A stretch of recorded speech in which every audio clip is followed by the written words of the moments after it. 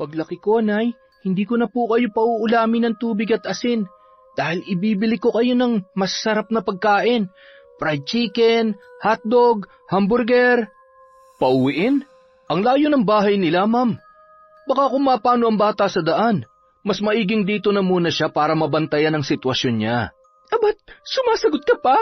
Para sa kaalaman mo, Dindo, makagraduate ka man sa elementarya, hindi ka naman makakapag-high school. Alam mo kung bakit? Dahil mahirap ka lang. Hindi lang basta mahirap, kundi isang kahig, isang tuka lang kayo ng nanay mo. Wala kang mararating dahil wala ka namang kwenta. Bobo ka, wala kang maayos na kinabukasan. Taon 1997, Misamis Oriental.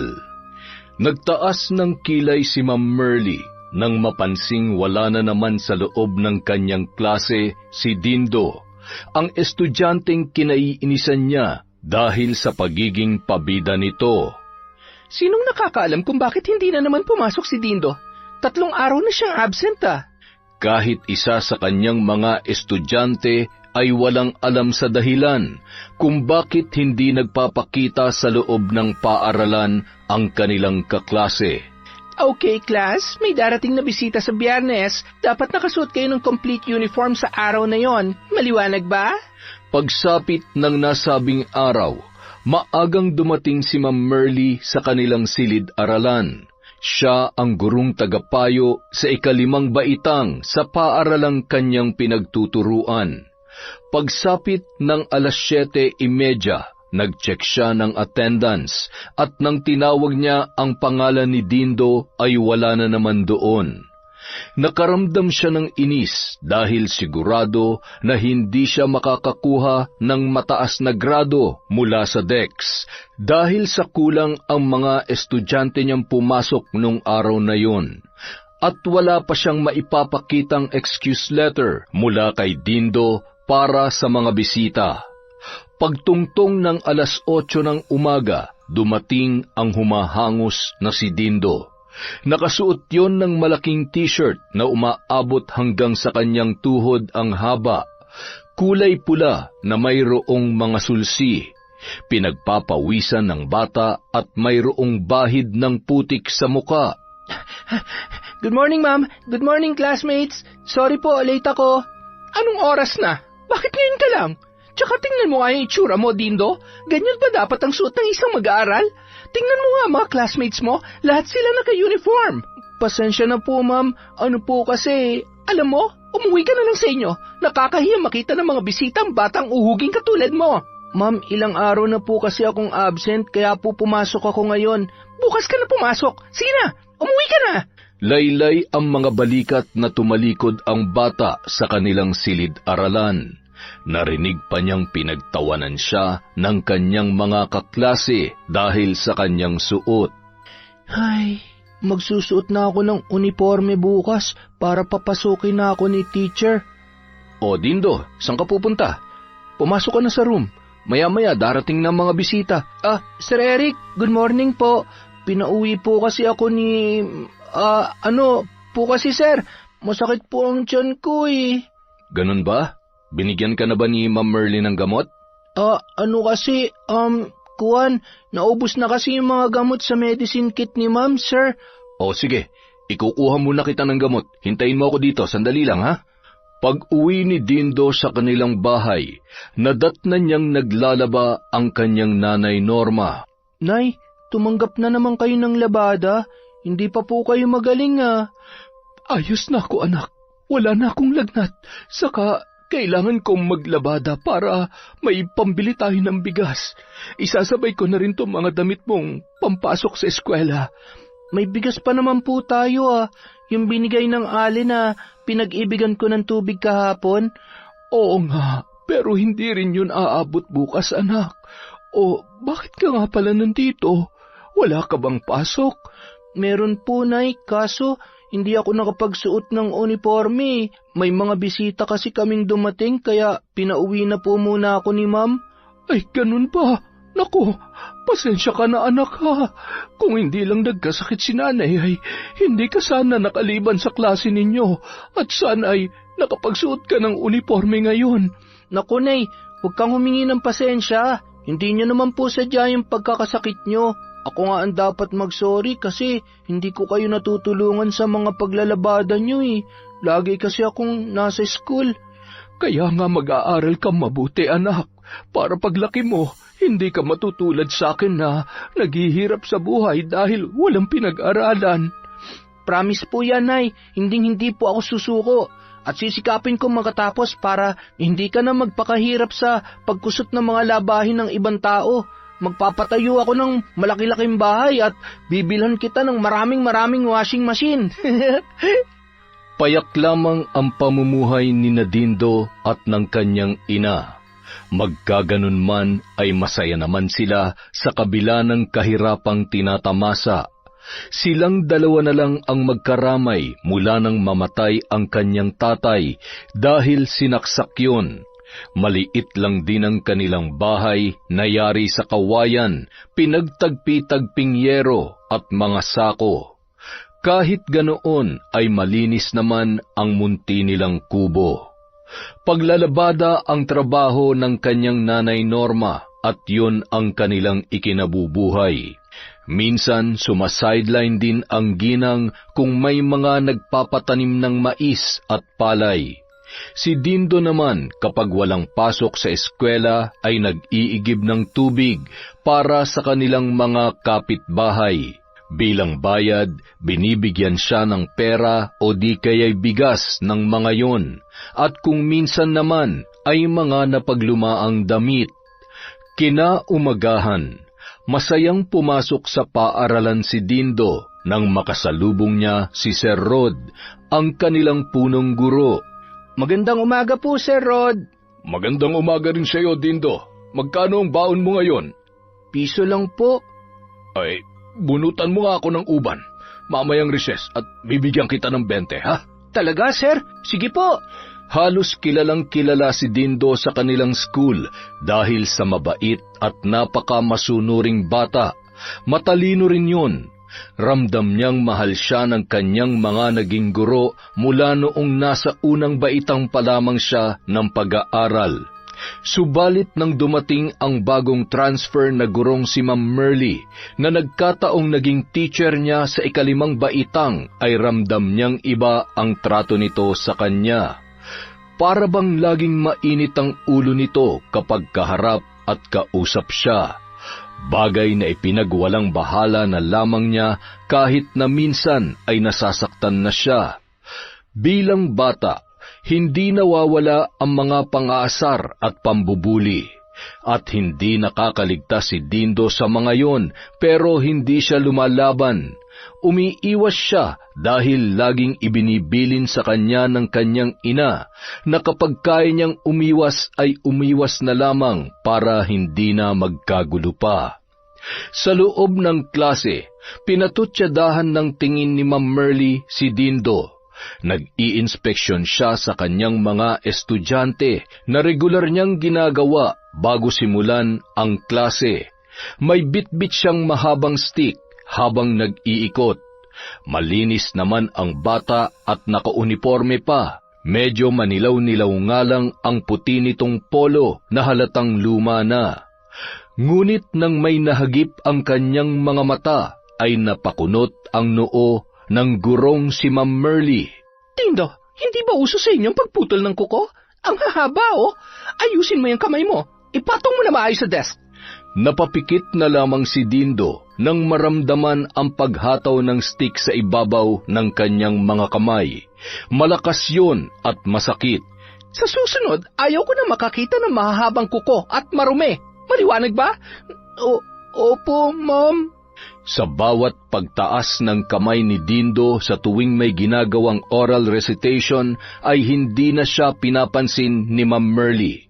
Iba ang lagi nitong pinapasagot, dahilan upang mapakamot na lamang siya ng ulo. May kuto bang tumatakbo dyan sa ulo mo, ha, Dindo? Maligo ka kasi.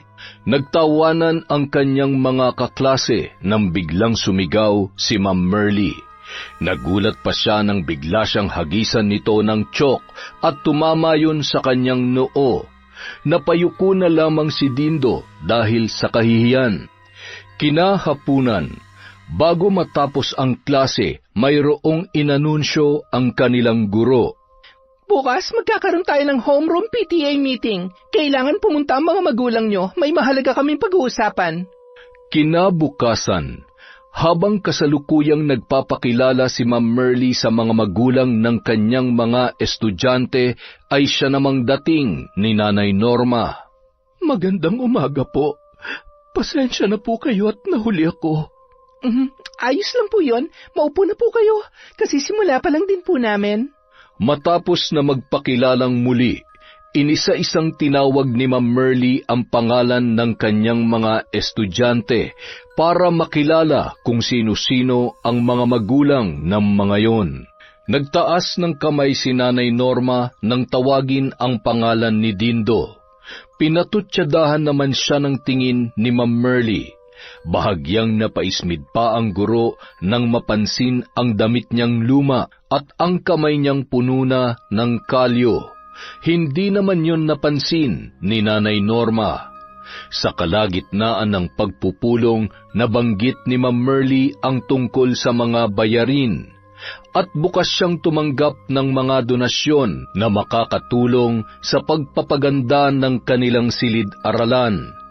Ang lahat ay may kanya-kanyang mungkahi, subalit si Nanay Norma ay nananahimik lamang, hanggang sa napagkasunduan nila na magpipintura na lamang sa mga upuan dahil nagmumukhang luma na ang mga pintura ng mga yon. Ma'am, maaari bang kami na lamang ni Dindo ang magpintura? Pasensya na kasi mukhang hindi ko maibibigay ang hinihinging halaga sa tamang panahon.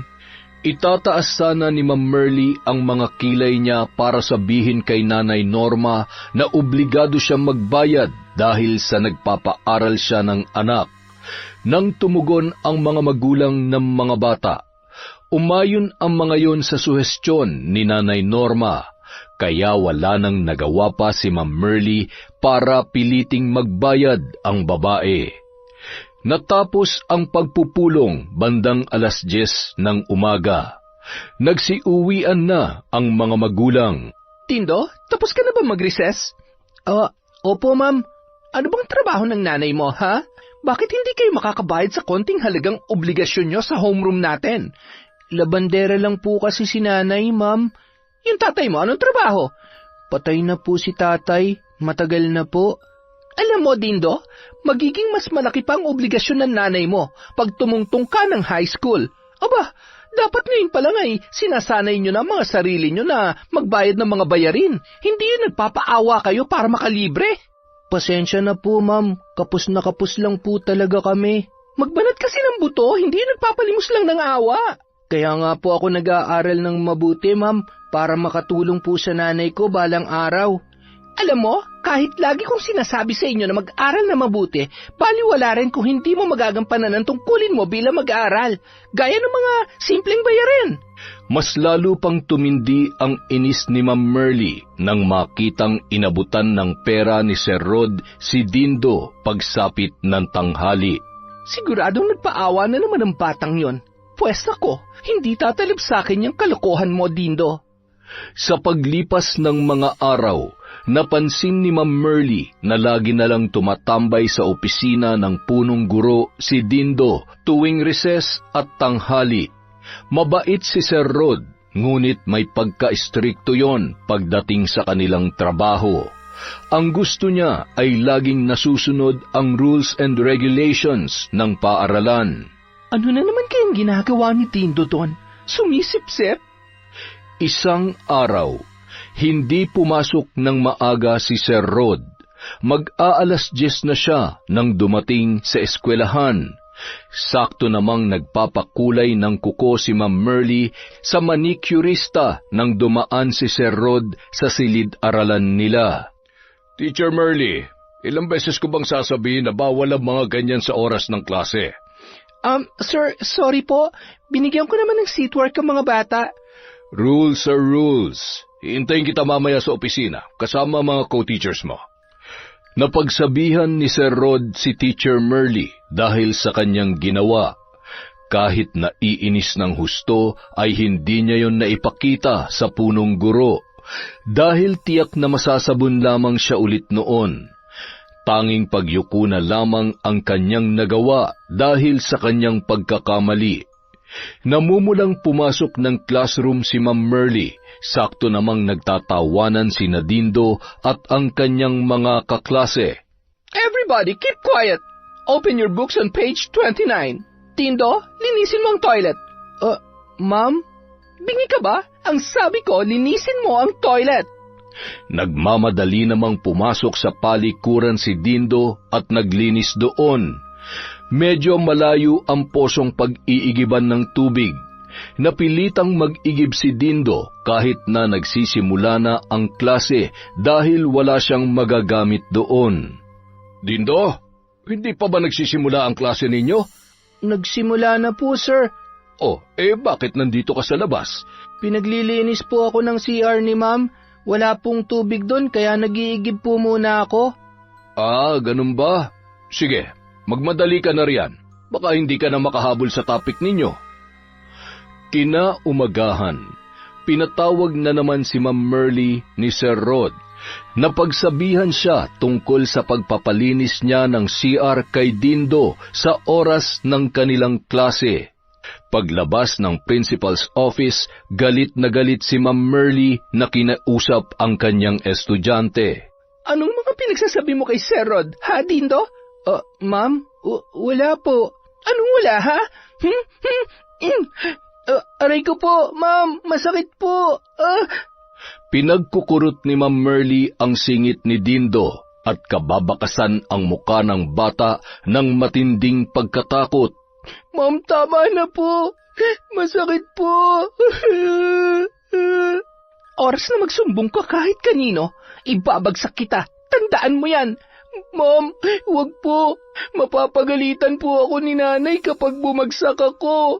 Pwes, umayos ka. Dahil hindi ako magdadalawang isip na papulahin ang grado mo. Maliwanag ba? Opo.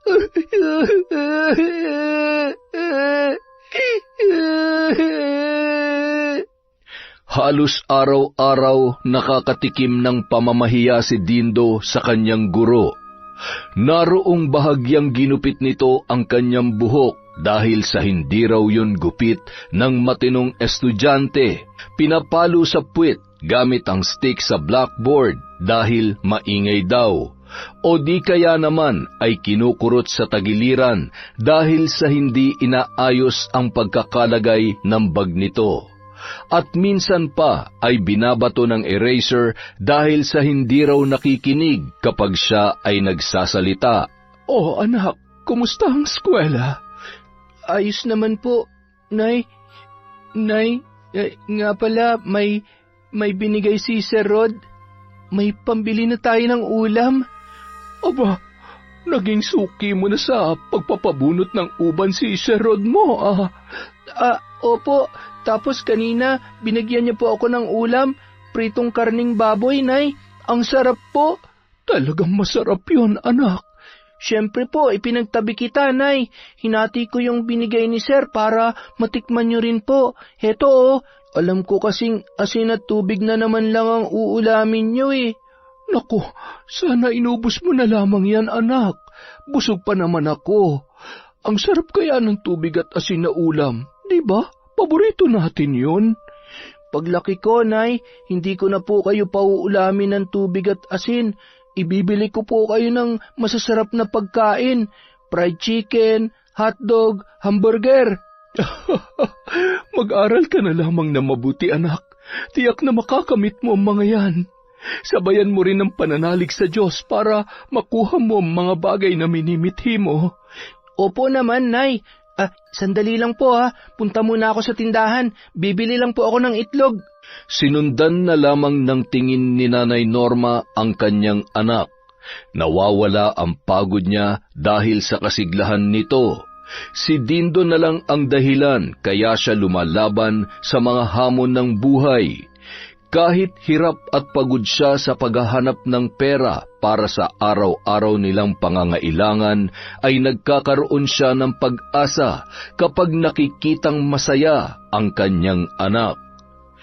Isang araw ng Lunes, nadatnan ni Dindo si Ma'am Merly habang pinapagalitan ang kanyang mga kaklase. Good morning, ma'am. Good morning, classmates. Sorry, I'm late. Oh, late ka na naman? Dindo, kayo bang naka-assign na cleaners nung Friday? Opo, ma'am.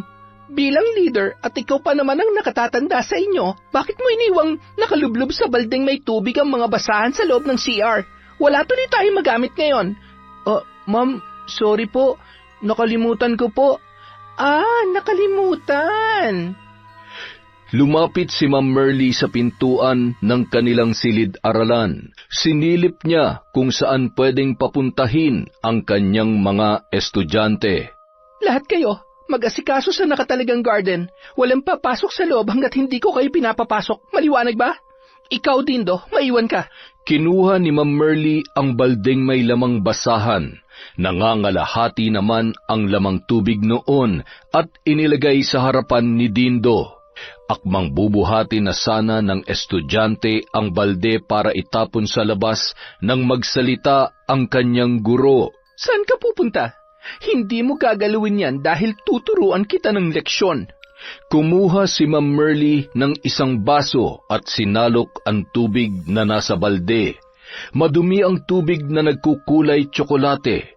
Agad na ibinaba niya ang baso sa harap ng nakaupong si Dindo. Siya naman ay may hawak na isang stick na may kalahating dipa ang haba. Inumin mo yan? Pero ma'am, madumi po ito. Baka sumakit po ang tiyan ko kapag ininom ko ang tubig. Parusa mo yan dahil sa pagiging burara mo. Pero sabi kong inumin mo eh. Isa! Kasabay ng pagbibilang ni Ma'am Merly ay ang paghataw niya ng stick sa upuan, dahilan upang magulat at matakot si Dindo. 2! Pag umabot to ng 3, malilintikan ka talaga sa akin. Ibabagsak talaga kita, makikita mo. Dali-daling ininom ni Dindo ang tubig na nasa baso. Sa bawat paglagok ay ngumingiwi ang kanyang muka. Matapos na maubos, akmang maduduwal na ang binata. Sige, nang ipakain ko sa iyo ang isusuka mo. Pilit na pinigilan ni Dindo ang pagsuka. Namumula siya habang tinatakpan ang kanyang bibig, ngunit hindi niya na yon napigilan makalipas ang ilang segundo. Mabilis siyang nagtungo sa pintuan at doon ay inilabas ang mga nainom kasama ang kanyang mga kinain. Kaagad din naman siyang hinila ni Ma'am Merly at mariing kinurot sa tagiliran. Namilipit pa sa sakit si Dindo at umiyak. Tumahimik ka! Namumuro ka na talaga sa akin, bata ka! Ito ang sasabihin ko sa iyo, ha? Wala kang mararating dahil wala kang kwenta. Ang mabuti pa, tumigil ka na sa pag-aaral. Huwag ka na magpapakita sa akin. Nasisira lang ang araw ko sa iyong buwisit ka. Akmang hihilahin na sana ni Ma'am Merly si Dindo palabas nang biglang dumating si Sir Rod. Teacher Merly, mataas na ang sikat ng araw. Mas makabubuting mamaya na lang mag-garden ang mga bata. Oh, Dindo, umiiyak ka ba? Ano nangyari sa'yo? Napatid po kasi si Dindo, sir. Nadapa siya. Nasaktan ng bata kaya umiiyak. Pinapatahan ko nga po eh. Di ba, Dindo? Tahan na. Sa susunod kasi mag-iingat ka, ha? Alam mo namang hindi palaging nakabantay si teacher sa inyo. Tumangutango naman si Dindo habang inaalo kunwari ni Teacher Merly. Pagkaalis ni Sir Rod, kaagad naman niyang kinurot ang singit ng kanyang estudyante. Wala kang pagsasabihan ng mga ginagawa ko sa'yo, ha? Naiintindihan mo? Dahil hindi lang ang grado mo ang pupula. Isusumbong pa kita sa nanay mo. Sasabihin kong pasaway ka sa klase ko at hindi ka gumagawa ng activities. Opo, ma'am. Hindi ko po sasabihin kahit kanino. Itapon mo na yung tubig at labhan mo yung mga basahan. Siguraduhin mong malinis, ha? Dahil kung hindi, ipapaulit ko yan sa'yo buong maghapon. Tanghali na nang makaramdam si Dindo ng labis na pananakit ng tiyan. Namumutla siyang napasandal sa punong kahoy na lumililim sa isang upuan kung saan siya kumakain. Ayos ka lang ba, Dindo? Ang sakit ng tiyan ko. Uy, tingnan niyo si Dindo. Oh. Tara, ipaalam natin sa teacher natin. Nagkagulo ang mga batang nanananghalian dahil sa nangyari kay Dindo. May mga kabataang tumakbo papunta sa silid-aralan ni Ma'am Merly para ipaalam sa guro ang nangyayari sa binata, pero hindi sila pinansin nito. Ang ibang bata naman ay nagpunta sa opisina ni Sir Rod. Dali-daling pinuntahan ni Sir Rod ang namumutlang si Dindo, pati ibang teacher ay nag-alala na sa kanya. Ay, Diyos ko, ano ba nakain mo, Dindo? Halos hindi na makapagsalita pa ang binata dahil sa nahihilo siya at panay pa rin ang pagsusuka. Kaagad na pinakain si Dindo ng mga teacher ng asukal para matigil na ang kanyang pagsusuka sa pag-aakala nila na nakakain siya ng nakakalasong bunga ng puno. Tila madaling rumisponde ang katawan ng binata dahil sa natigil naman ang ginawa niyang pagsuka matapos ang ilang minuto. Ayos na bang pakiramdam mo, ha, Dindo? Sir, ang sakit po ng tiyan ko. Natatay po ako. Ilang beses na nagpabalik-balik sa loob ng kubeta si Dindo, maputlang-maputla na siya at nanghihina na. Natataranta naman ang mga teacher dahil sa pag-aalala sa bata. Sa kalagitnaan ng pagtitimpla ni Sir Rod ng gamot para kay Dindo, biglang dumating ang humahangos na si Ma'am Merly na kunwari ay nag-aalala. Sir, kumusta po ang estudyante ko? Hindi siya okay, Teacher Merly.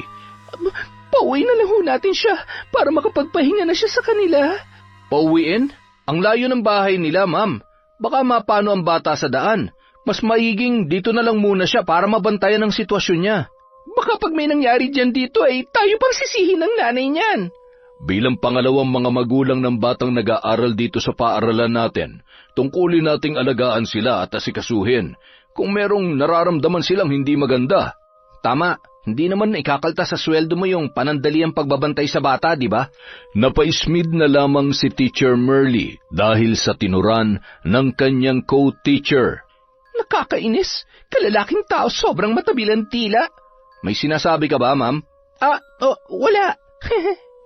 Paglabas ni Dindo mula sa kubeta, napakaarteng tinakpan ni Ma'am Merly ang kanyang ilong. Pinainom naman ni Sir Rod si Dindo ng gamot at pinahigayon sa mahabang bangko na nasa kanyang opisina. Masakit pa ba ang tiyan mo, Dindo? Opo, sir. Ano bang nakain mo at nakaramdam ka ng ganyan? Napatingin na lamang siya kay Teacher Merly. Ilang beses siyang napalunok nang tingnan siya nito ng masama na tila ba nagbabanta.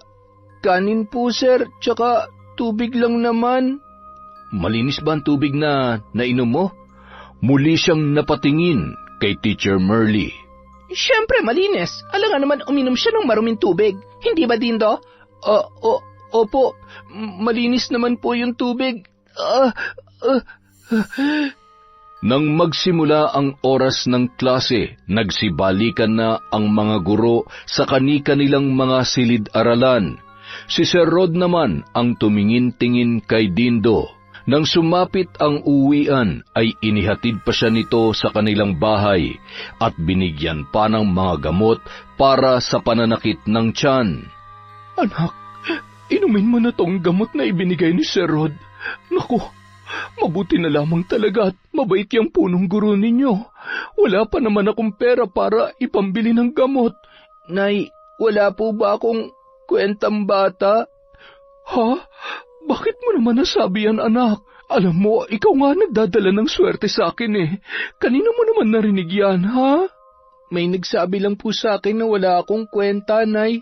Na wala akong mararating sa buhay. Hayaan mo na sila. Inaasar ka lang siguro ng mga kaklase mo. Hindi ko naman po kaklase yung nagsabi niyan, Nay. Sino anak? Nay, yung puntagaybang grade. Dahil sa takot sa mga pagbabanta ng guro, hindi na nagsumbong pa si Dindo kay Nanay Norma. Ayaw niya ring mag-alala ang kanyang ina dahil baka dumagdag pa yon sa mga pinoproblema nito. Hirap na nga sila sa buhay ay dadagdagan niya pa ang mga alalahanin ng kanyang nanay. Gustuhin man niyang hindi na lamang pumasok sa eskwela ay hindi po pwede. Marami pa siyang mga pangarap na nais abutin. Kinabukasan, nakasalubong ni Dindo ang teacher na si Eric. Dindo, magtapat ka nga sa akin. May ginagawa bang hindi maganda si Ma'am Merly sa'yo? Po? Napansin ko kasing iba siyang makatingin sa'yo kahapon. Parang nananakot. Wala naman po siyang ginagawa, sir. Sigurado ka? Tumango na lamang si Dindo bilang pagtugon sa guro bago siya nagpaalam dito. Sinundan pa siya ng tingin nito na parabang nangingilatis. Natanaw naman ni Dindo si Ma'am Merly na nakatayo sa labas ng kanilang silid-aralan. Nang makalapit siya sa kinaroroonan nito, kaagad siyang kinumpronta ng kanyang guro. Dindo, anong sinabi mo ton? Bakit kung makatingin sa akin parang mangangain ng tao? Wala po, ma'am. Siguraduhin mo lang. Baka kung ano-ano nang pinagsasasabi mo. Babalik ka talaga sa grade 5 sa susunod na pasukan. Araw ng pagsusulit. Kampante si Dindo na makakapasa siya dahil nasagutan naman niya ng maayos ang test paper. Kahit hindi siya ang nangunguna sa klase, ay alam niyang pasok pa rin siya sa top 10. Ngunit makalipas ang ilang araw, laking pagtataka niya nang makitang kulay pula ang grado sa report card. Dahil sa labis na pag-aalala, napaiyak na lamang ang binata. Hindi matanggap ni Dindo ang naging grado niya. Masakit sa kanyang kalooban na makita kahit ginawa naman niya ang lahat ng gusto ng kanyang guro, ay yun pa rin ang kinalabasan. Ibinagsak pa rin siya ni Ma'am Merly. Ma'am, sabi niyo po hindi niyo ako ibabagsak kapag nanahimik ako. Bakit po ganito? Aba, nagrereklamo ka ngayon sa grade mo? Napakatigas ng ulo mo? Hindi ka nga gumagawa ng assignment at hindi ka nagko-cooperate sa klase? Alam nga naman bigyan kita ng line of 9. Ano ka, sinuswerte? Alam ko pong ginawa ko naman ang best ko, ma'am. Pwes, hindi mo ako makukuha sa paawa mo, Dindo. Malay ko ba kung nilaglag mo na ako? Di sana po, napagalitan na kayo ni Sir Rod kung sinabi kong ikaw ang nagpainom sa akin ng maruming tubig. Abat, sumasagot-sagot ka pa? Para sa kaalaman mo, Dindo, makagraduate ka man sa elementarya, hindi ka naman makakapasok ng high school. Alam mo kung bakit? Dahil mahirap ka lang. Hindi lang basta mahirap, kundi isang kahig, isang tuka lang kayo ng nanay mo. Wala kang mararating dahil wala ka namang kwenta. Bobo ka. Wala ka na maayos na kinabukasan. Halos madurog ang puso ni Dindo nang sabihin yon ni Ma'am Merly sa kanya. Tila ba nawalan na siya ng pag-asa dahil sa naisip niyang tama naman ang kanyang guro. Mahirap lamang sila kaya hindi malabong hindi na siya makatungtong sa sekundarya. Dahil doon, masyadong dinibdib ni Dindo ang mga pangyayari. Nawalan na siya ng ganang kumain at tila wala sa sariling naglakad pa uwi sa kanila. Hilam sa luha ang kanyang mga mata habang paulit-ulit na bumabagabag sa kanyang isipan ang mga katagang sinabi ng kanyang guro. Pagdating sa kanilang bahay, wala roon ang kanyang nanay. Matamlay siyang humiga at nagmumuni-muni habang malungkot pa rin ang kanyang isipan. Unti-unti siyang hinila ng antok hanggang sa siya ay nakatulog. Wala kang kwenta! Wala kang mararating dahil bobo ka! Bobo! Paulit-ulit na dumadagundong ang mga katagang yon sa tainga ni Dindo. Nang imulat niya ang kanyang mga mata, napagtanto niya na siya ay nananaginip lamang. Humahagulhol na bumangon ang binata.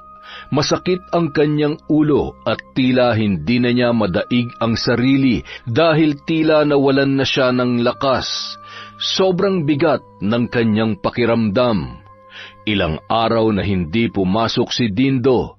Nagtataka naman si Nanay Norma dahil sa napapansin niya sa kanyang anak. Pagsapit ng araw ng Sabado, kinausap ni Nanay Norma ang kanyang anak tungkol doon. Anak, masama bang pakiramdam mo? Ilang araw ka nang ganyan na. Tingnan mo't nangangayayat ka na. Hindi mo na masyadong ginagalaw ang pagkain. May dinaramdam ka ba? Sabihin mo lang kay nanay, ha? Nay, huwag niyo po akong alalahanin. Ayos lang naman po ako. Nay, ingatan niyo po ang sarili niyo, ha? Mahal na mahal ko po kayo. Mahal na mahal din kita, anak. Halika nga rito. Payakap nga si nanay. Mahigpit na niyakap ni Dindo ang kanyang ina. Hinalikan pa niya yon sa noo. Aalis nga pala ako, anak. Maglalabada ako dun sa bahay ng dati mong teacher, si Sir Eric. Huwag mong galawin yung nasa galon, ha? O siya, magpahinga ka lamang muna dito. Ngiti lamang ang itinugon ni Dindo sa kanyang ina at kinawayan yon bago sunod-sunod na napabuntong hininga. Napasulyap pa siya sa kanyang bag. Kinuha niya yon at binuksan. Mula sa loob, dinampot niya ang kanyang report card. Hindi niya pa ito napapakita sa kanyang nanay. Muli siyang napabuntong hininga nang masilayan ang kanyang grado na 70. Hanggang sa tumulo na lamang ang masaganang luha ni Dindo. Bagsak ako, Nay. Paano pa po matutupad ang mga pangarap natin?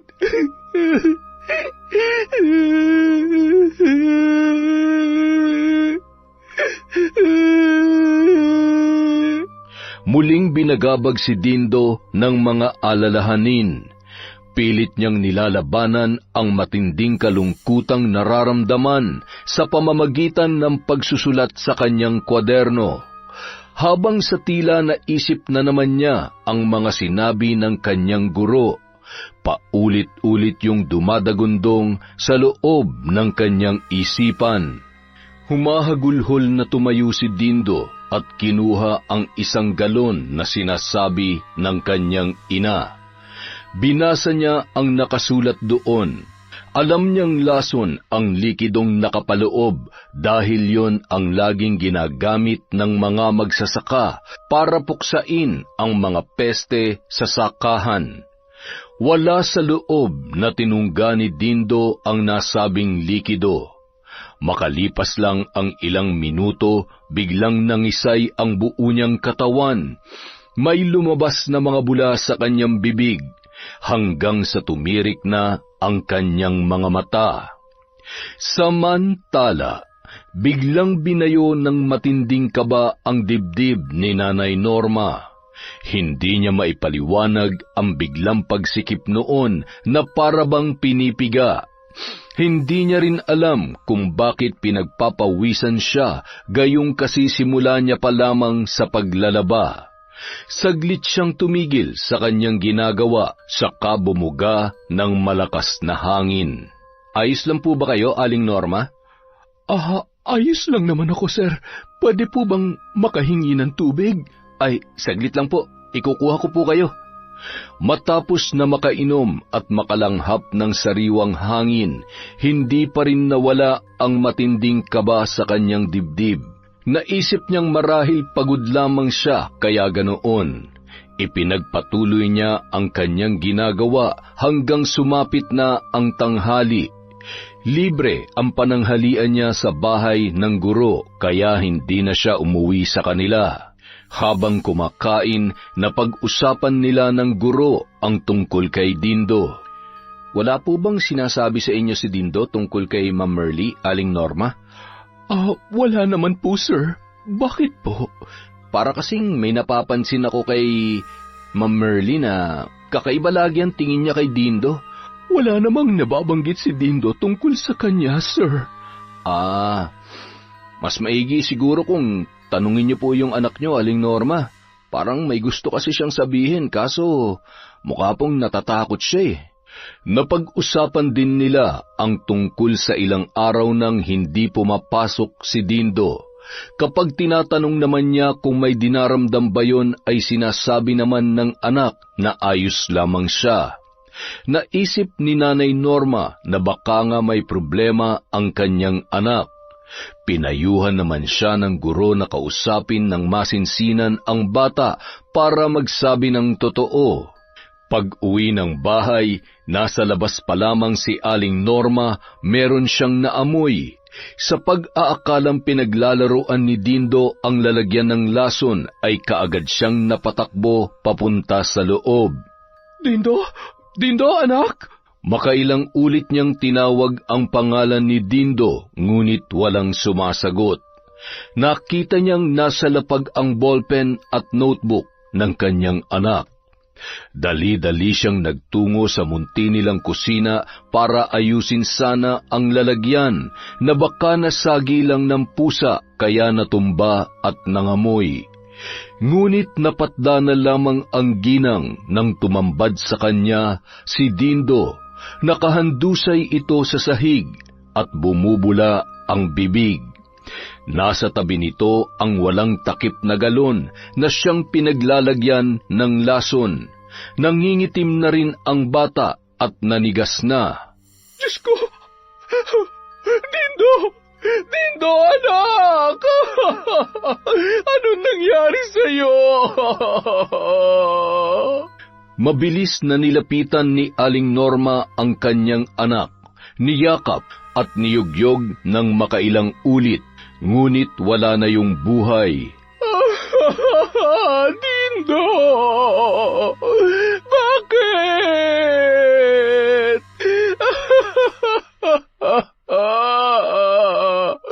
Bakit mo to ginawa, anak ko?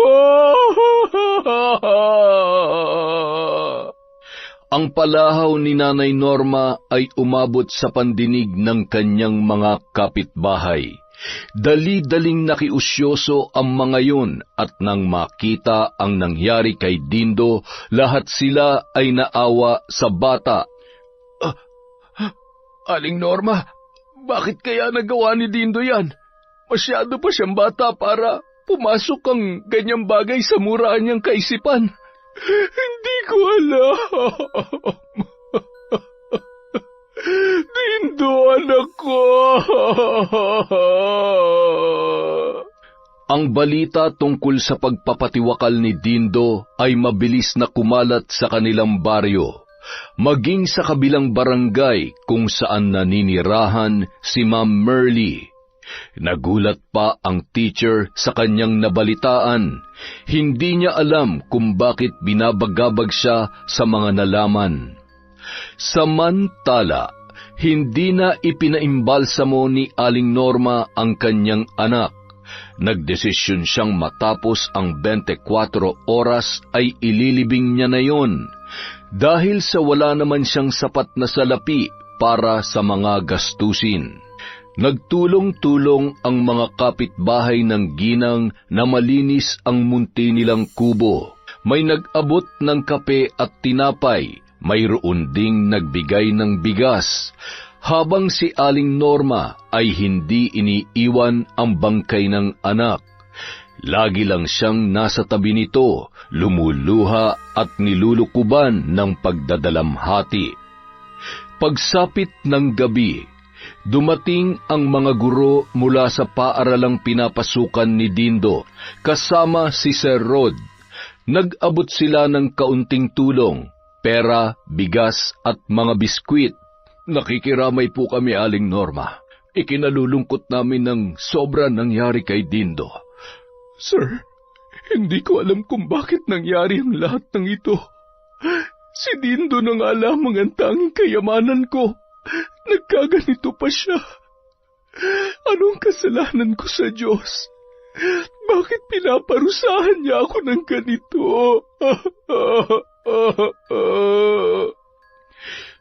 Hindi ko rin maipapaliwanag ang lahat, Aling Norma. Pero isa lang po ang masasabi ko. Ang lahat ng ito ay mayroong dahilan. at tanging ang Panginoong Diyos lamang ang nakakaalam. Si Ma'am Merly tahimik lamang sa isang sulok. Hindi niya maipaliwanag ang nararamdamang pagkakonsensya. Iginala niya ang paningin, tila nahahabag siya sa kalagayan ng mag-ina.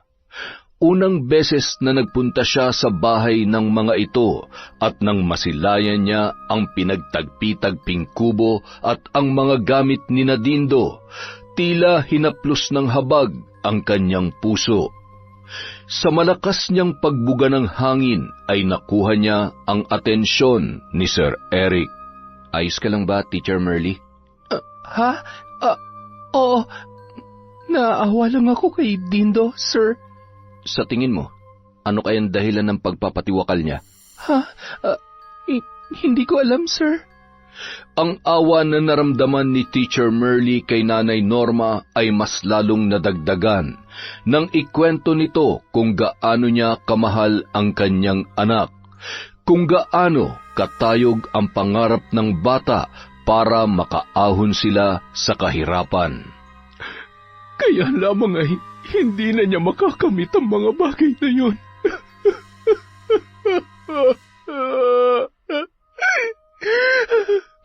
Mayroon po bang nasabi sa inyo si Dindo?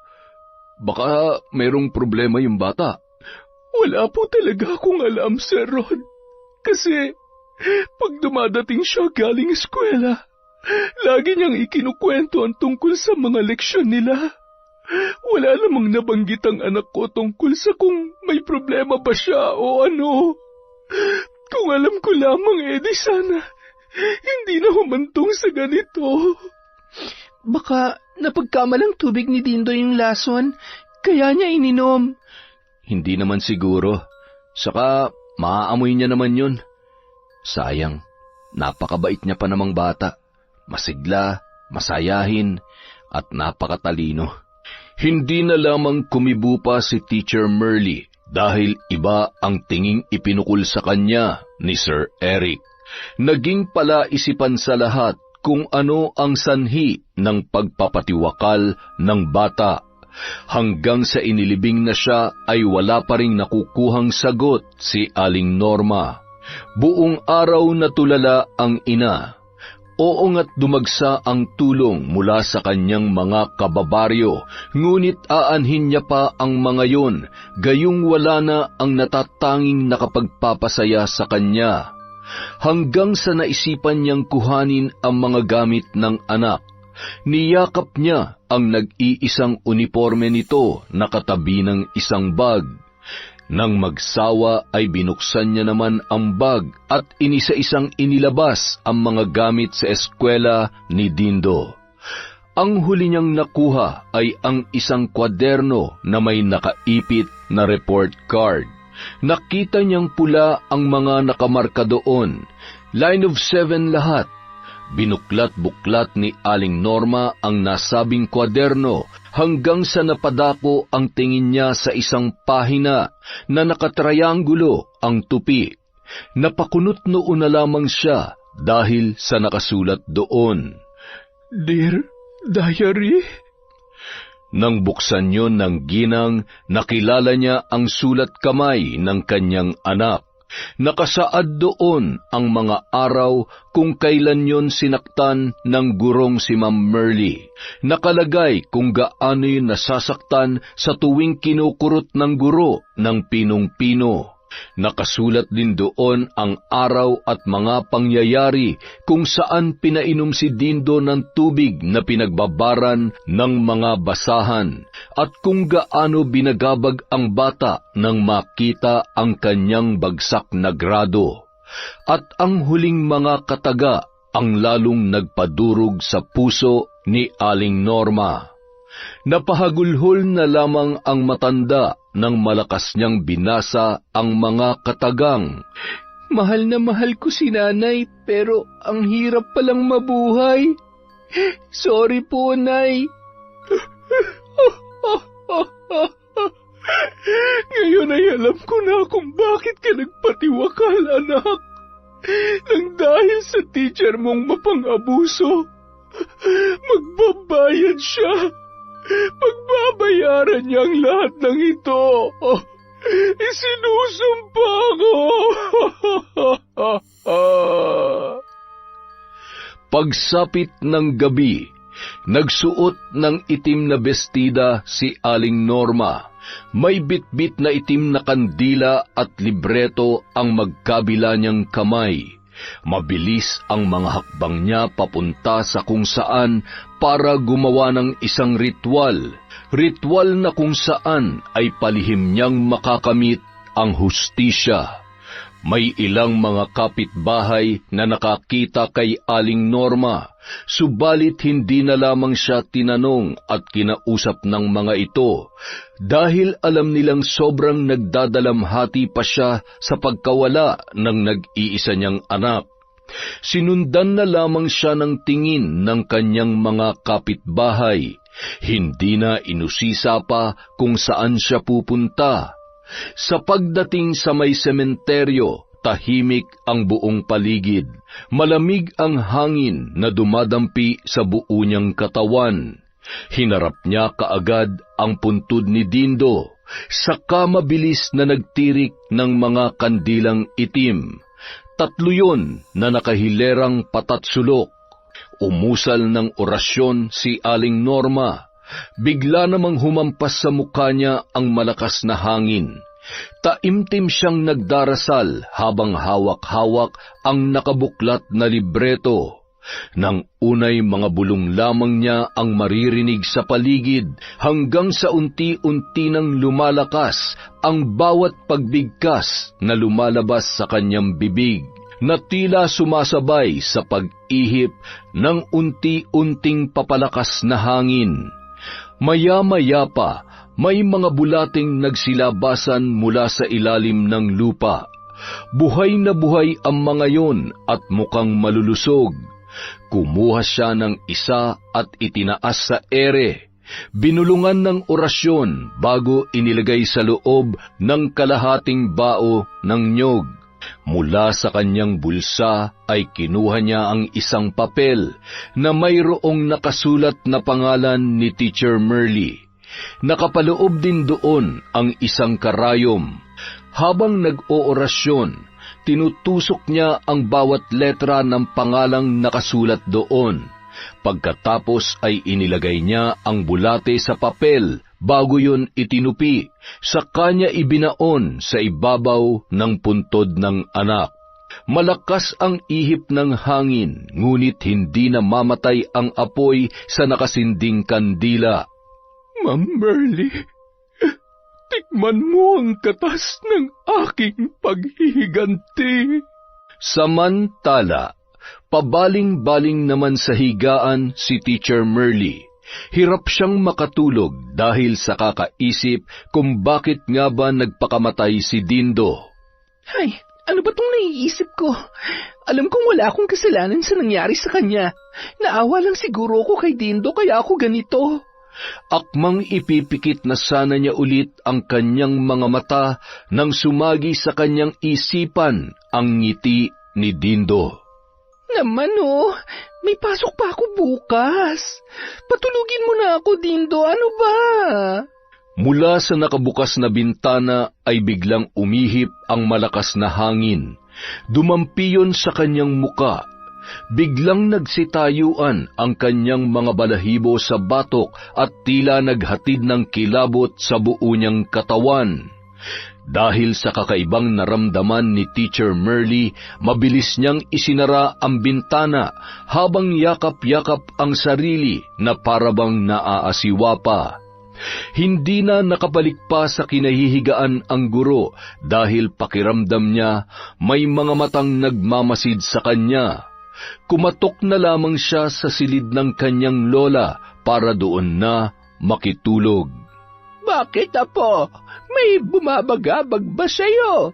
Para po kasing may nanonood sa bawat pagkilos ko, Lola.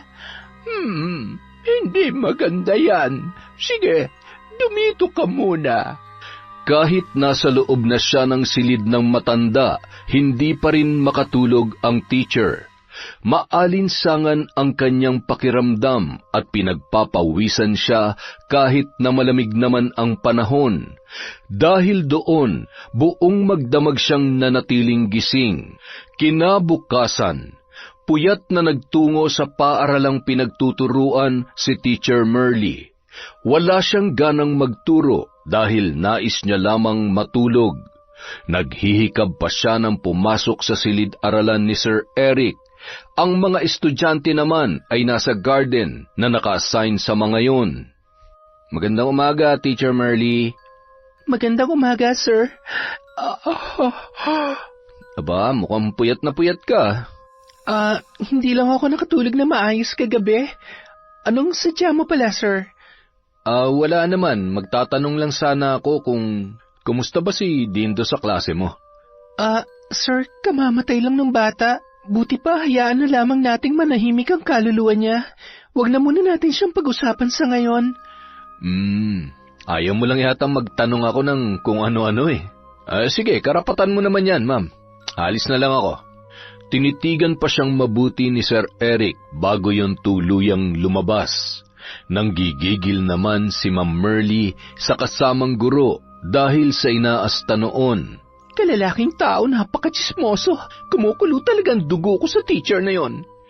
Nang makaramdam ng pagkaihi si Teacher Merle, agad siyang pumasok sa CR ng kanilang kwarto. Malinis naman ang loob, ngunit tila meron siyang naaamoy. Amoy maruming tubig na katulad ng tubig na ipinainom niya kay Dindo. Nang tingnan niya ang baldeng naroroon, malinis naman ang laman. Iginala niya ang kanyang paningin at inamoy-amoy kung saan nanggagaling ang amoy na sumagi sa kanyang ilong. Hindi nawala ang mabahong amoy. Sa pag-aakalang dala lamang yon ng ihip ng hangin, nagkibit-balikat na lamang ang guro. Ipinagpatuloy niya ang pag-upo sa inidoro. Nasa kalagitnaan na siya ng pag-ihi nang biglang kumalampag ang pinto.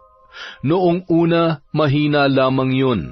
Ngunit sa pagdaan ng ilang segundo, lumalakas ang tunog na sanhi ng pagkalampag. Sino yan? May tao dito, ano ba? Ngunit tila hindi nakikinig ang kung sino mang nangangalampag ng pinto. Nainis na tinapos niya ang kanyang ginagawa at mabigat ang mga hakbang para buksan yun. Ang bastos niyo Alam niyo naman may tao dito sa loob. Subalit wala siyang nakitang kahit sino pagbukas ng pinto. Saglit siyang natigilan nang sinalubong siya ng malamig na hangin na dumampi sa kanyang muka.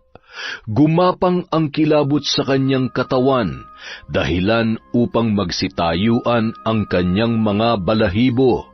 Napabuga na lamang siya ng hangin dahil doon at kaagad na inayos ang kanyang sarili. Sa paghakbang niya para isara ang pintuan ng CR, nakarinig siya ng mahinang pag-iyak. Nagmumula yun sa kanyang likuran. Mabilis siyang napalingon at bigla na lamang may boses bata na bumulong malapit sa kanyang tainga. Tinatawag ang kanyang pangalan. Hindi niya na natagalan ng takot kaya patakbo siyang lumabas sa silid-aralan na nakapaalamang. Nakasalubong naman niya si Sir Rod. Teacher Merle, ayos ka lang ba? Ayos lang po ako, sir. May nakita kasi akong ipis sa loob. Tama, takot kasi ako dun Kaya napatakbo ako dito sa labas. Napatango na lamang ang punong guro at nagpatuloy sa paglalakad. Kinagabihan, nakaugalian na ni Teacher Merle ang maligo bago matulog. Patapos na siya nang makarinig ng mga bulong. Dali-dali niyang pinatay ang gripo para makasiguro sa kanyang mga naririnig. Ngunit hindi niya naiintindihan ang sinasabi noon. Biglang sumakit ang kanyang ulo, subalit napaigtad siyang bigla nang marinig ang isang halakhak ng boses babae. Hinawakan niya ang kanyang ulo at pinisil-pisil ang kanyang sentido. sa pag-aakalang guni-guni lamang ang kanyang mga naririnig. Subalit nang makaamoy siya ng tila amoy ng nabubulok na laman, kasabay ng boses na tila naghihinagpis, doon na siya nagsimulang tumili. Nagsisigaw siya habang tinatakpan ang kanyang tainga. Merly! Merly, apo ko! Ano nangyayari sa'yo? Bakit ka sumisigaw? Buksan mo nga itong pinto, apo! Ang pagtawag ni Lola Guada ay hindi na niya narinig dahil sa matinding takot na bumalot sa kanya.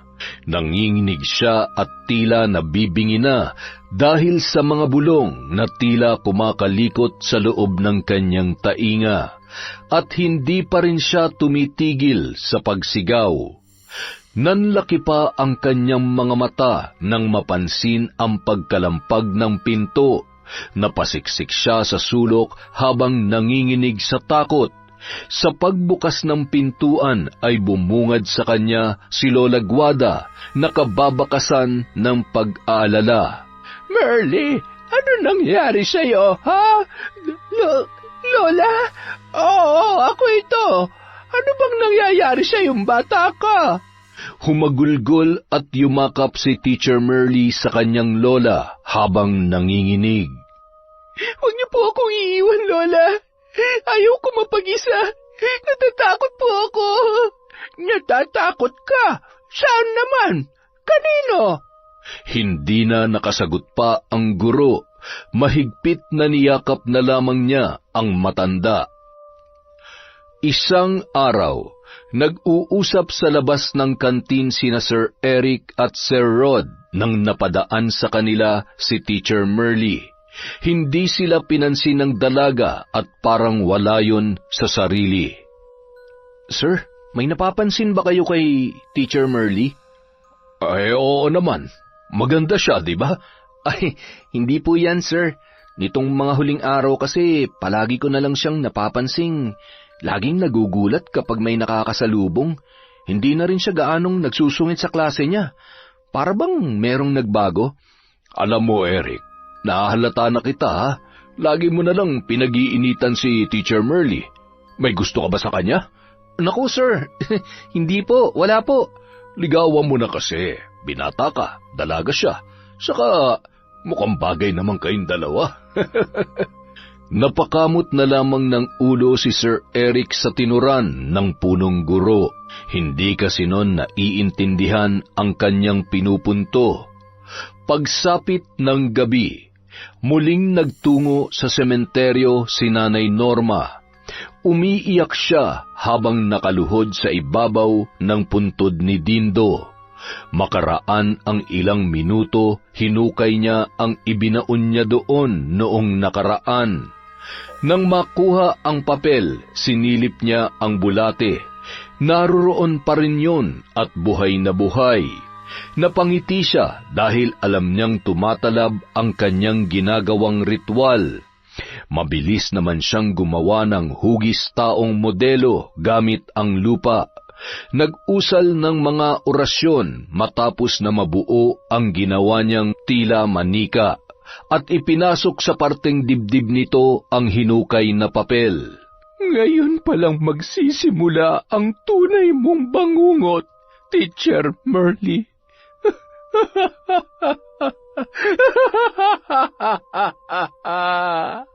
Isang mambabarang si Nanay Norma. Natutunan niya yon sa isang matandang kakilala na naging matalik niyang kaibigan noon. Sadyang nagpaturo ang ginang para ipaghiganti ang pagkamatay ng kanyang asawa. At nang malapit ng mamatay ang nasabing matanda, siya ang binigyan nito ng libreto na naglalaman ng iba't ibang uring orasyon sa pagtawag ng mga nilalang ng kadiliman. Sa gitna ng gabi, nilakad ni Nanay Norma ang daan patungo sa kabilang baryo kung saan nakatira si Teacher Merly. Saktong 12:00 na ng hating gabi nang dumating siya sa labas ng bakuran nito. Patay na ang mga ilaw sa loob ng bahay ng guro Nagpapahiwatig yon na tulog na ang mga taong nasa loob. Napangisi si Nanay Norma nang masilayan ang liwanag ng bilugang buwan na tumatama sa kanya. Tila umaayon ang panahon sa kanya dahil saktong-sakto yon para sa gagawin niyang ritual. Sa isang sulok ng bakod, naghukay si Nanay Norma.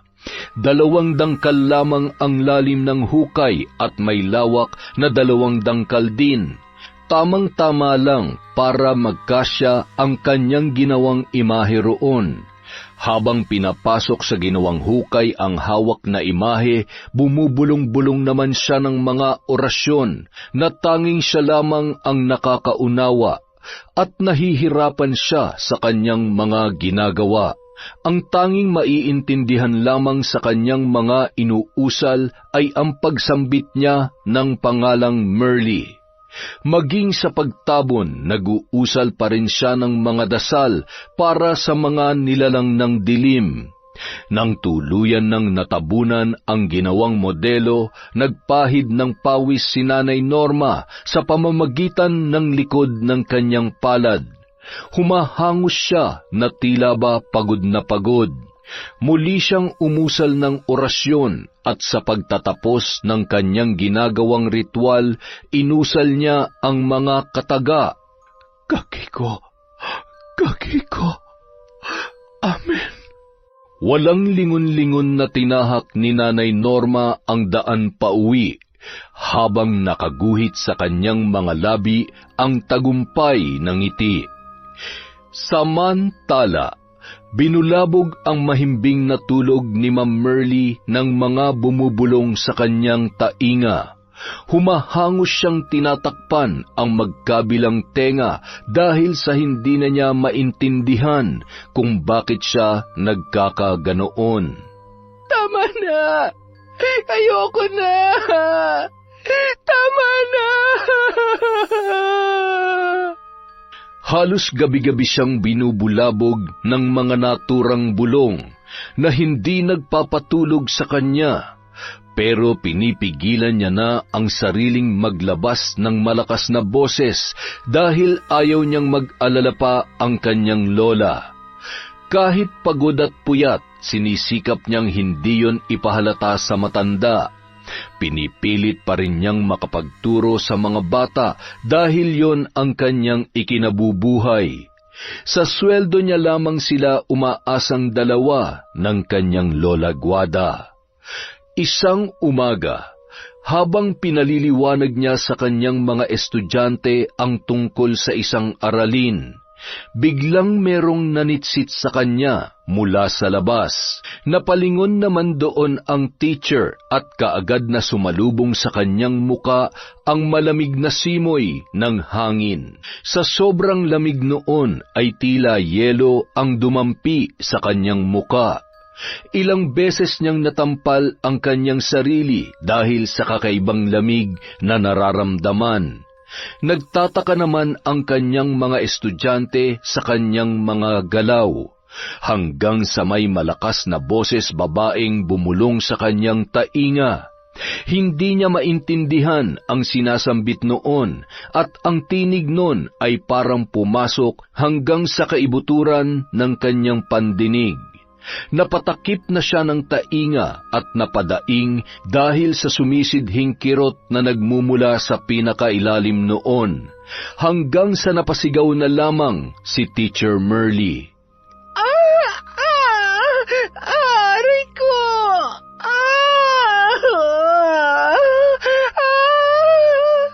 Ang nagtuturong si Teacher Merly ay bigla na lamang nagpasuray-suray at napasandal sa blackboard habang dinidiinan ang pagtatakip sa magkabila niyang tainga sa pamamagitan ng kanyang mga kamay. Muli siyang napahiyaw nang biglang may lumabas na dugo mula sa magkabila niyang tainga. Nagkagulo naman ang mga kabataan nang makita ang nangyari sa kanilang guro. May nagsigawan, may lumabas para humingi ng tulong, at ang iba ay dinaluhan siya. Kaagad namang rumisponde si Eric at inalalayan si Teacher Merly. Dinala sa munting klinika na nasa loob ng kanilang paaralan. Teacher Merly, buti pa dalhin na lang kita sa center ng barangay. Baka may nurse na naka-duty doon. Huwag na. Magiging okay din naman ako. Maya-maya lang, sir. Tumigil ng paglabas ng dugo dyan sa tenga mo. Ano nga palang sakit mo, Teacher Merly? Hindi ko rin alam eh. Bigla na lang kasi akong nagkaganito. Baka... Eric, hindi ko na alam ang gagawin ko.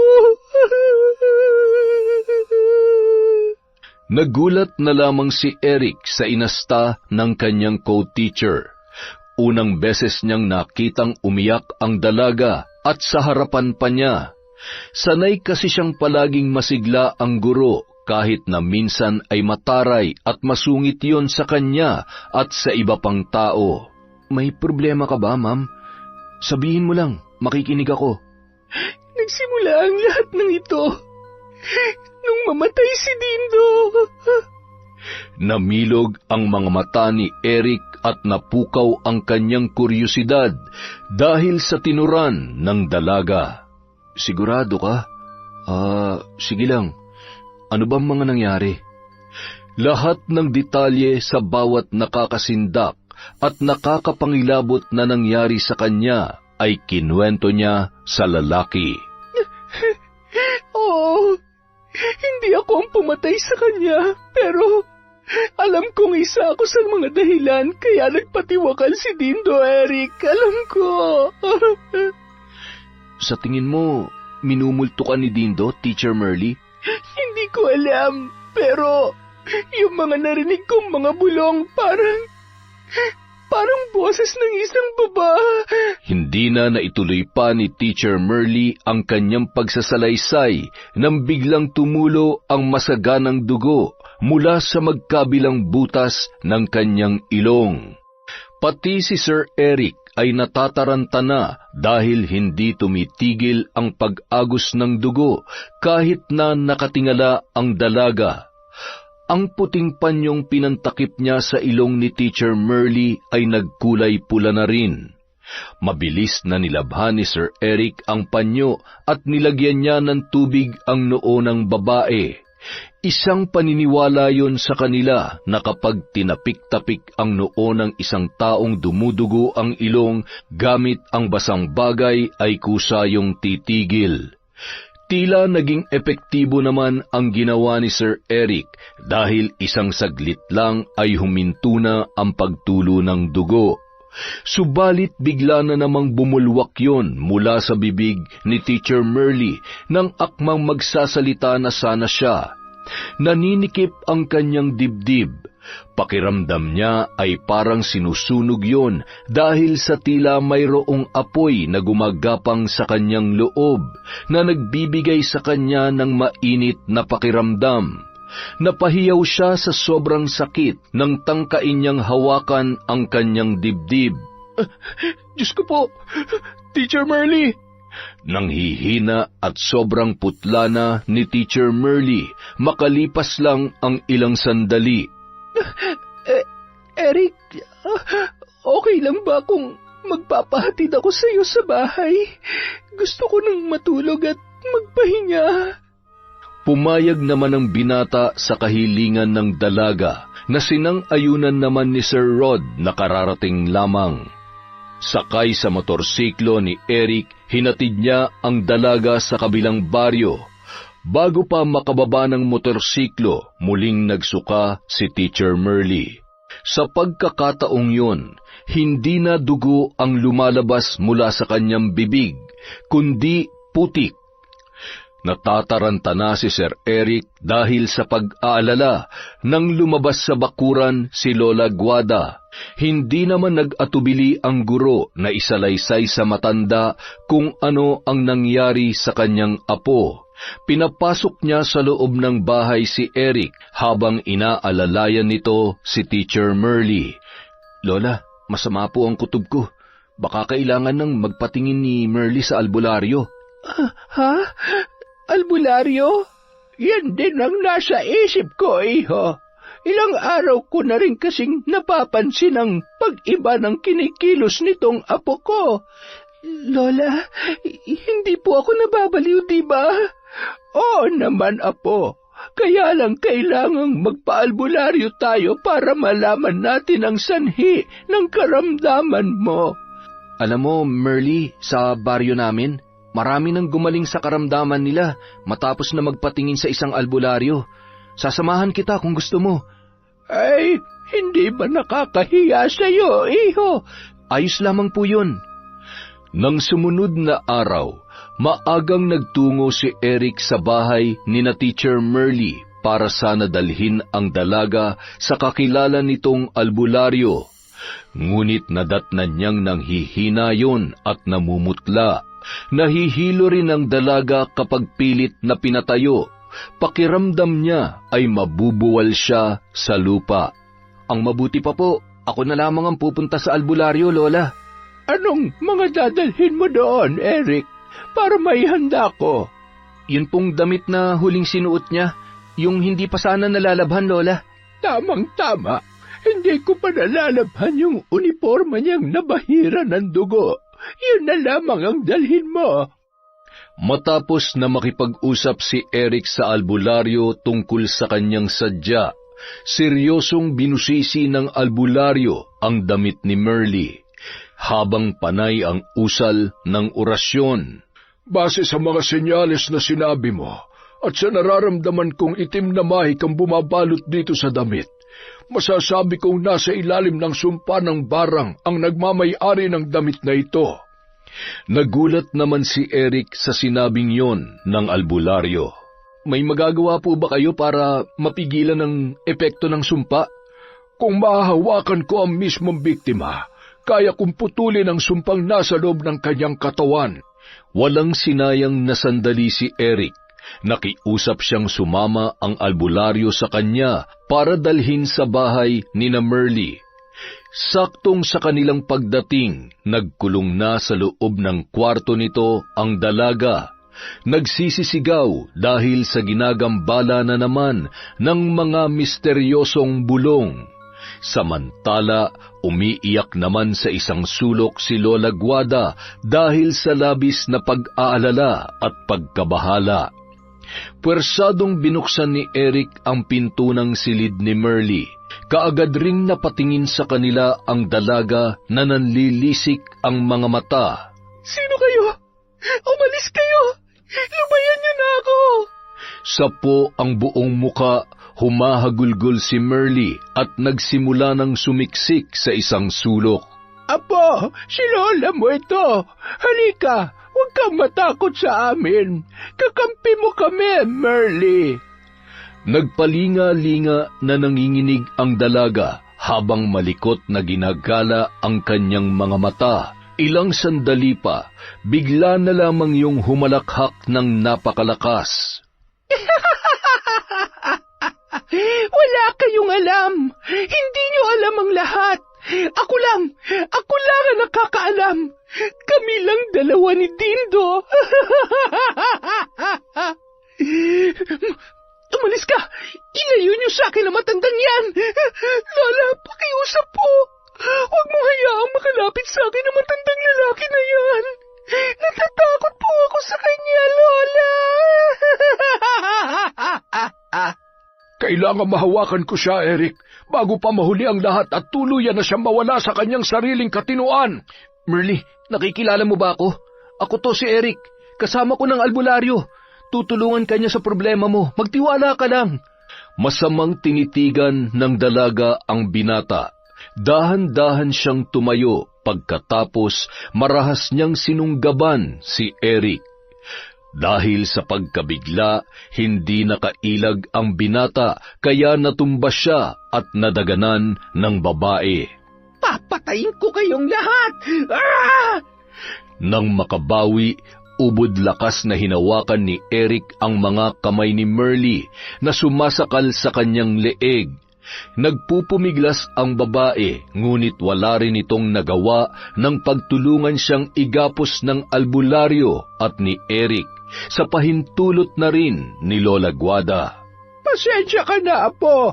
Ngunit kailangan ko itong gawin sa'yo.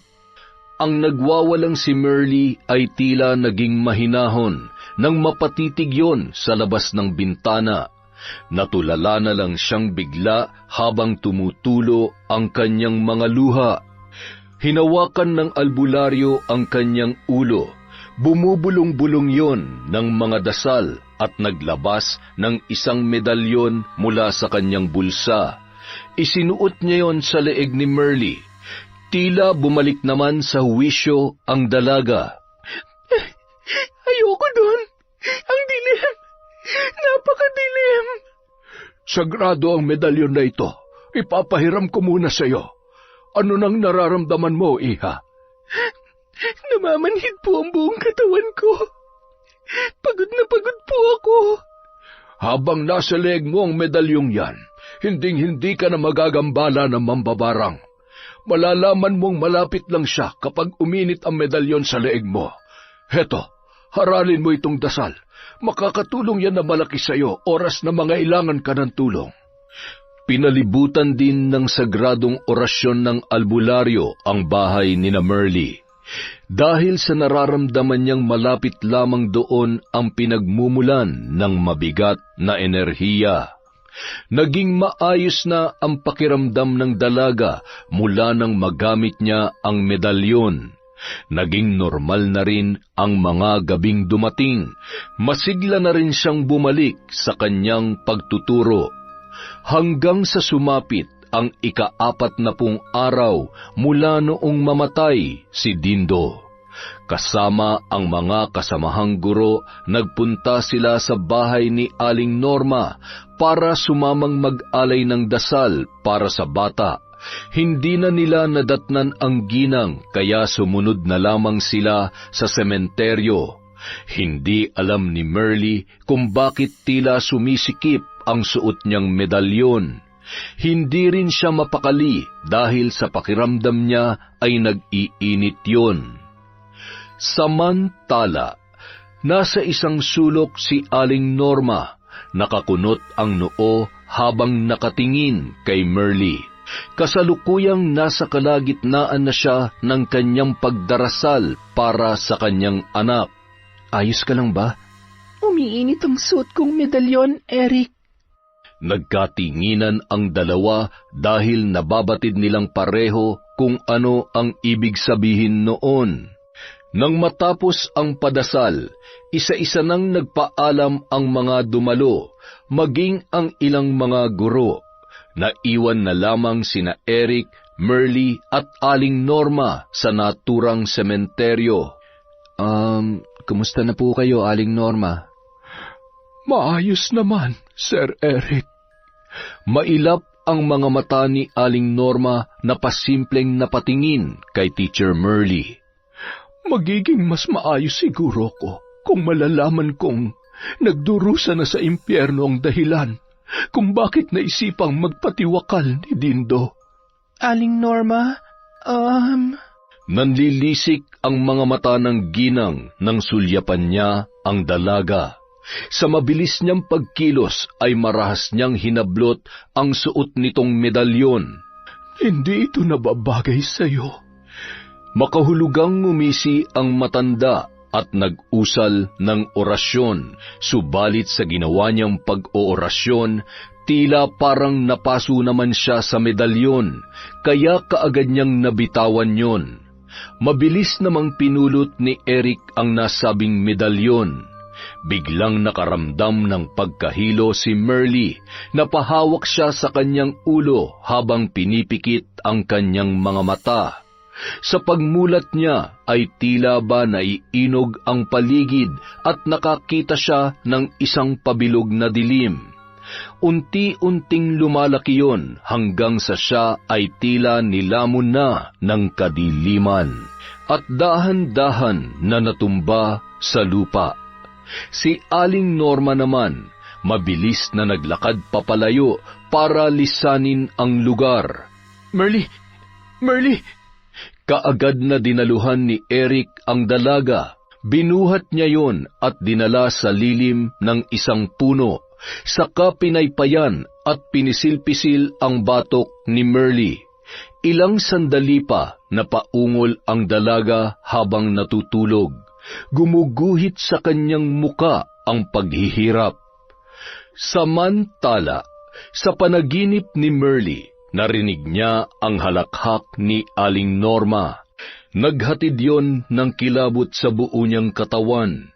Madilim ang lugar na kanyang kinaroroonan. Bigla siyang nakarinig ng mga mahihinang bulong hanggang sa lumakas yon ng lumakas sa kanyang pandinig at nakilala niya ang nagmamay-ari ng boses. May biglang lumitaw na papel sa kanyang harapan at nabasa niya ang mga nakasulat doon. Nanindig ang kanyang mga balahibo nang mapagtantong sulat yon ni Dindo. Nakalagay doon ang kanyang mga ginawa sa bata at kung paano yon naapektuhan ng husto. Dindo, patawarin mo ko. Aling Norma, pakiusap, maawa po kayo sa akin. Awa? Bakit? Nung paulit-ulit mo bang sinasaktan si Dindo, ang anak ko, nakaramdam ka ba ng awa sa kanya, ha? Pinagsisisihan ko na po ang mga nagawa ko. Nagsisisi po ako ng husto. Akala ko ba kayong mga guro ang humuhubog sa mga estudyante? Pero bakit mo nagawang pasakitan ang anak ko? Hindi lamang sa pisikal na aspeto, kundi pati na rin ang kanyang emosyon. Hindi ko alam na dinidibdib pala ng bata ang mga ginagawa ko. Lahat naman sila nakakatikim ng pandidisiplina mula sa akin. Disiplina mo bang matatawag ang ginagawa mo? Guro kang may tuturing. Ikaw dapat ang nagpapaalala sa kanila na mahalaga ang edukasyon. Pero ikaw pa mismo naglugmok sa anak ko. Sobrang nagsisisi po ako. Nagsusumamo po ako, Aling Norma. Pakiusap. Pakawalan niyo na po ako mula sa bangungot kong ito. Hindi. Mamamatay ka. Papatayin kita. Ang madilim na paligid na kanyang kinaroroonan ay tila sumisikip. Halos hindi na siya makahinga. Umiiyak na nagsusumamo ang dalaga hanggang sa naalala niya ang dasal na ipinakabisado sa kanya ng matandang albularyo. Panginoon, kung ito ang paraan niyo para ako'y parusahan, tinatanggap ko po. Pero kung hindi naman ito galing sa inyo, pakiusap. Tulungan niyo po akong makawala dito. Taimtim na nanalangin si Teacher Merle. Kasunod noon ay ang pag-usal niya ng dasal. Samantala, hindi naman maipaliwanag ni Eric ang kabang nararamdaman dahil sa pag-aalala sa dalaga. Kung dati ay naiinis siya rito, ngayong nakilala niya na si Merle ay nanaig na ang kagustuhan niyang matulungan yon. Isinuot niya ang medalyon pabalik sa leeg ng dalaga. Merle, gumising ka. Gising! Sa kabilang banda, matapos manalangin ng dalaga, pinakalma niya ang sarili at naghintay kung ano ang susunod na mangyayari.